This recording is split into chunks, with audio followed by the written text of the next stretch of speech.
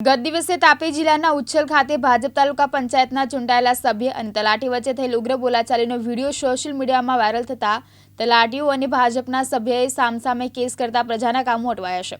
ત્યારે યુથ કોંગ્રેસે પ્રજાના કામો ન થાય તો ટીડીઓ કચેરીને તાળા મારવાની ચીમકી આપી। ગત દિવસે મોગરાણ તાલુકા પંચાયત સીટ પરથી ભાજપના ચૂંટાયેલા સભ્યો ચુનીલાલભાઈ અને ત્યાંના તલાટી રાજેશભાઈ વચ્ચે થયેલી ઉગ્ર બોલાચાલીનો વિડીયો સોશિયલ મીડિયામાં વાયરલ થયો હતો। જેમાં સૂત્રો પાસેથી મળતી માહિતી મુજબ ચુનીલાલનો સગો ભાઈ મણીલાલના જાતિના દાખલાના કેટલાક કાગળો અધૂરા હોય તલાટીએ સિક્કા કરી આપવાની કે જાતિનો દાખલો કાઢી આપવાની ના પાડી હતી, જેને લઈ ભાજપના ચૂંટાયેલા સભ્યો ચુનીલાલ દ્વારા તલાટીને જાહેરમાં ધમકાવવામાં આવ્યો હોવાનો વિડીયો સોશિયલ મીડિયામાં વાયરલ થયો હતો। આ વાયરલ થયેલા વિડીયો દ્વારા ભાજપના સભ્યો કેવી રીતે ધાકધમકી આપીને સરકારી કર્મચારીઓને અધિકારીઓ પાસે પોતાના કામો કરાવે છે એવા આક્ષેપો થઈ રહ્યા છે। ત્યારે તલાટીઓએ પણ બાયો ચડાવતા એમની સાથે વારંવાર આવું ના થાય તે માટે પોલીસમાં કેસ કર્યો હતો, જેની સામે ભાજપના ચૂંટાયેલા સભ્યો ચુનીલાલને પણ કેસ કર્યો છે।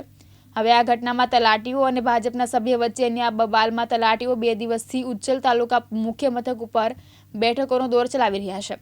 બીજી તરફ હાલ કેવાયસી અને રેશન કાર્ડ કેવાયસીની પ્રક્રિયા પૂરજોશમાં ચાલી રહી છે, જેમાં તલાટીઓ હાજર ન રહેતા પ્રજાએ ખૂબ જ હાલાકી વેઠવાનો વારો આવ્યો છે।